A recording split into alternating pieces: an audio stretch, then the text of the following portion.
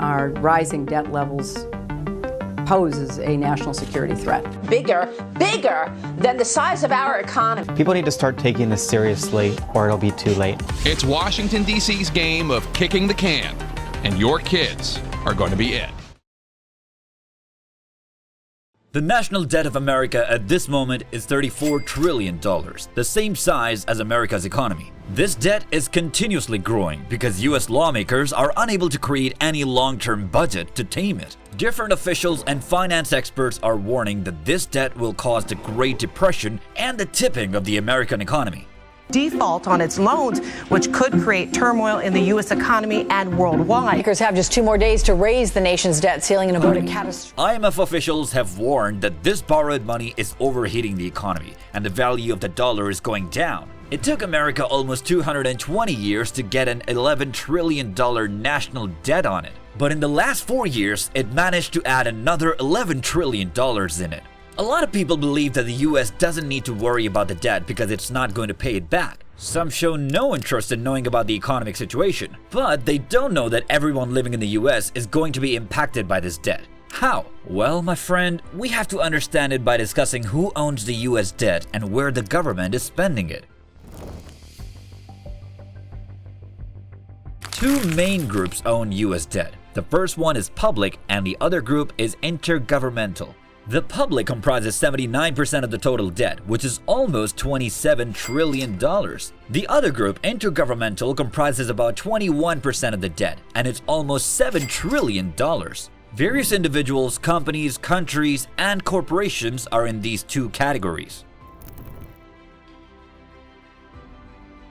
Public debt is that debt that is outside the US government. It means it's of foreign countries, individual investors, and corporations. It includes Social Security debt and other pension or retirement funds. Your 50% of pension federal reserves are in this category. So if the US economy becomes a defaulter because of debt, future generations will also be impacted. With the Federal Reserve System, state and local governments, pensions, insurance companies, and depository institutes play a major role in public debt.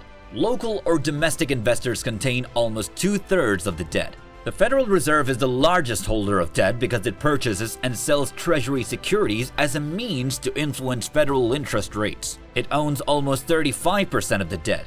Along with it, 15% is owned by mutual funds and 10% belongs to depository institutions. These institutes are your banks and state and local governments. Another 9% is pension funds and 8% is insurance companies.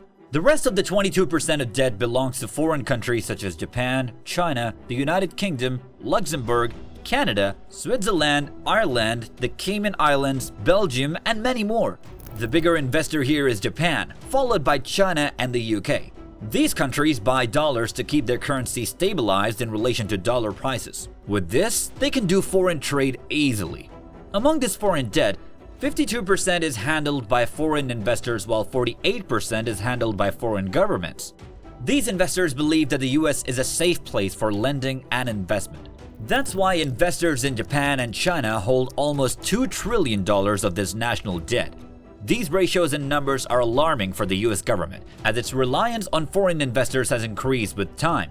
In 1970, it allowed 5% of foreign debt, but now it has increased to 22%. And at this moment, it is believed that this ratio will keep increasing.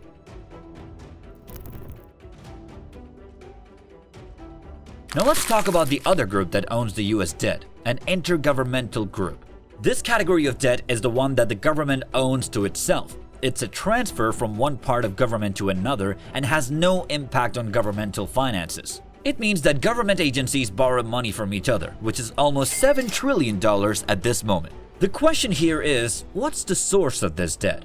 Well, the majority of this money comes from the Social Security Trust Fund, which is reporting more revenue than it needs. So it can lend the extra revenue to other agencies.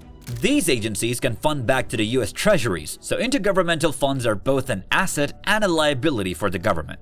The largest holder of this fund is the Social Security Old Age and Survivors Insurance Trust Fund, which comprises almost 38% of intergovernmental funds. The other ones are retirement funds for federal employees, Medicare's Hospital Insurance Trust Fund, and the Highway Trust Fund. So these are the two groups that own the US debt. Now you must be wondering how this US debt will impact the economy. Well, our future generations will not have the luxuries and facilities that we are enjoying today. The pension debt threatens less or no pension for our future generations. Public goods and services will either not be there or present in very poor quality for our kids. Private investment will reduce with time, which can impact the growth of the economy. Slow growth means a high rate of inflation and fewer jobs for people. Interest payments will become a burden for the national income, reducing it with time. This can lead to the Great Depression of the economy and can cause fiscal crisis. In this panicky situation, you must want to know where the debt money is going. What is the government doing with this money? Well, the government isn't directly spending the national debt. Rather, it's divided into different spending categories. The first category is federal government agencies that need $6.4 trillion per year to operate. The major amount of national debt is in this revenue and is being spent on defense, healthcare, and human services. Defense spending is around $877 billion. Medicare or Medicaid spend around $1.6 trillion, which is around 25% of federal spending.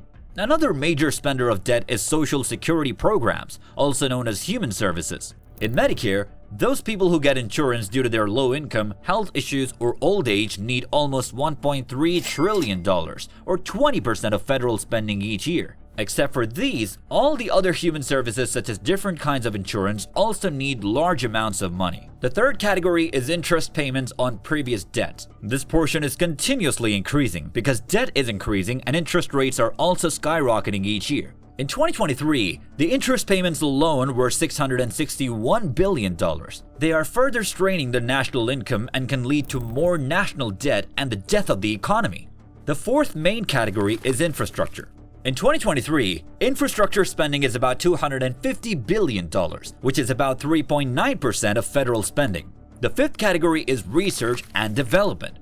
The federal government has allocated approximately $155 billion.